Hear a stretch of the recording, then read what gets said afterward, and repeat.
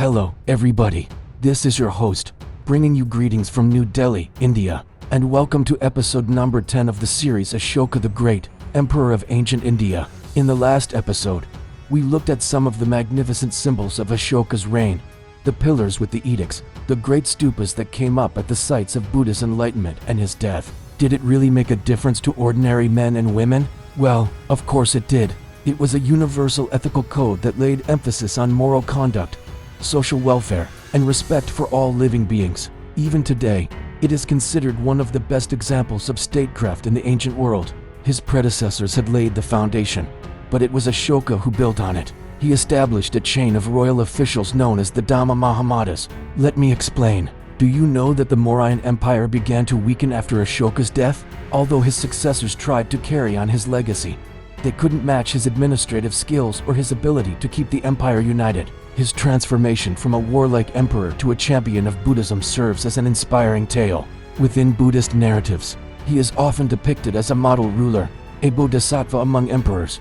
His vision of universal ethics, his emphasis on compassion, and his commitment to social welfare resonate with people from all walks of life. He serves as a reminder that true greatness lies not just in material success, but in the positive impact one can have on the world. His efforts to spread Buddhism not only helped the religion to grow, but also played a significant role in preserving it. We've witnessed his rise to power, his transformation, and his lasting contributions. We hope you've enjoyed this series as much as we've loved bringing it to you. And before we part ways, we invite you to join us on our ongoing adventures in history. Subscribe to our channel to ensure you never miss an episode. And don't forget to share your feedback. Your comments and reviews fuel our passion and guide us in bringing you even better historical tales. So keep watching, keep commenting, and let's continue to explore the rich tapestry of our shared heritage together. Until next time, stay curious, stay engaged, and above all, stay inspired by the echoes of empires past. Thank you and goodbye. As we conclude this series, we're reminded of the profound impact one life can have on the course of history. Ashoka's story is not just a tale of ancient India. It's a timeless narrative of human growth, transformation, and the pursuit of a better world. Whether you're a history enthusiast or simply someone seeking inspiration, Ashoka's legacy continues to offer valuable lessons. His commitment to justice, his focus on the well-being of his people, and his belief in the power of ethics remain beacons for us all. And even today, Buddhist monks and scholars revere him as a beacon of righteousness and an exemplary patron. Eventually, the once mighty Mauryan Empire fragmented, so you could say that Ashoka's death marked the beginning of the end for the Mauryans. Well, Ashoka's influence is evident all around us. One only has to look around to see it. For example, the lion capital of Sarnath, one of the most iconic symbols of ancient India, is widely recognized as a symbol of courage, strength, and peace. It adorns official seals and is featured on several government buildings. And have you noticed the Ashoka chakra on the Indian flag? This brilliant wheel symbolizes India's ancient heritage and its commitment to peace and Dharma. These symbols are not just relics of the past. They are vibrant threads in the tapestry of modern India.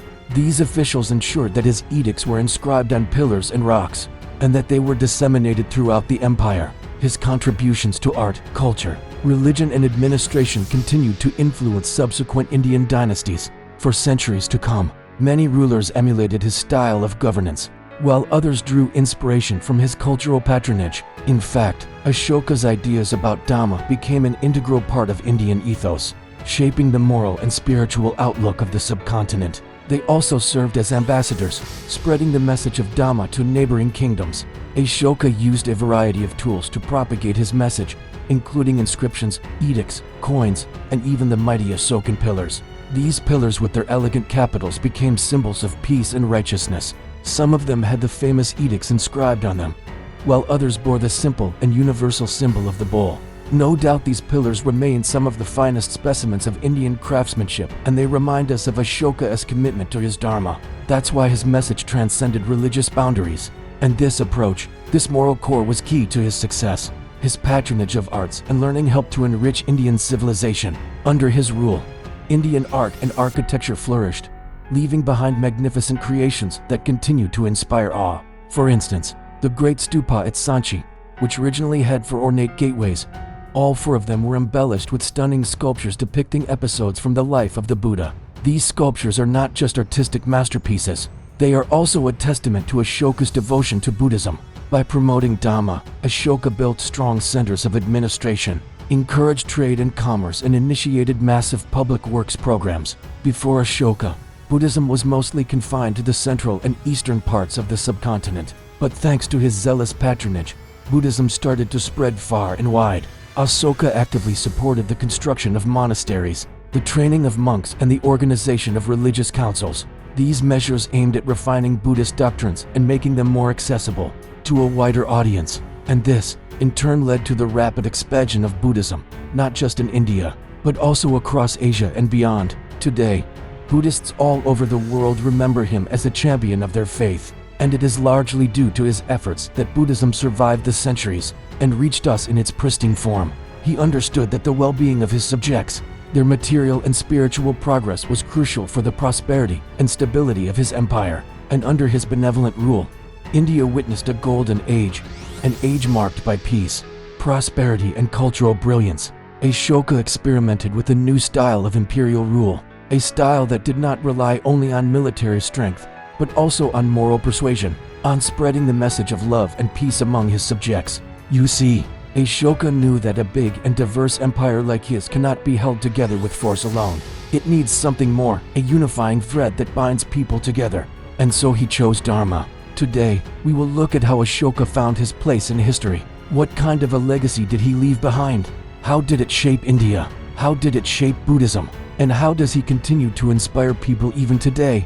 Let's begin by looking at the entire journey of Ashoka once again. Remember the ruthless prince who set out to conquer the world. He defeated many rivals, expanded his empire, and one day became the emperor of almost the entire subcontinent. But somewhere along the way, he discovered that there is more to life than power and prestige. War and conquest do not bring lasting happiness. It is compassion and righteousness that make a ruler truly great. And so he embraced the path of Dhamma, and for the next 40 years, he ruled his vast empire with compassion, tolerance, and righteousness. Next, let's look at how people perceived his rule. Now, what exactly was Ashoka's Dharma? Was it a religion or a political philosophy? Well, neither. Today, historians marvel at the efficient system of administration that he put in place. But perhaps Ashoka's most profound impact can be seen in the field of culture. Now let's explore how Ashoka's vision reshaped the religious landscape of India. However, despite all the good that he accomplished, historians say that the seeds of the empire's decline were sown during Ashoka's own lifetime. But wait, there's more to the story. Despite the empire's eventual collapse, Ashoka's impact on Indian history remained monumental. Next, let's look at Ashoka's place in Buddhist history. Ashoka is a pivotal figure in Buddhist traditions. Finally, let's see how Ashoka's legacy lives on today. And that's not all. Ashoka's ideals continue to inspire people across the globe, and thus, my friends, comes to an end our epic journey through the life of Ashoka the Great. Thank you for joining us on this journey through time.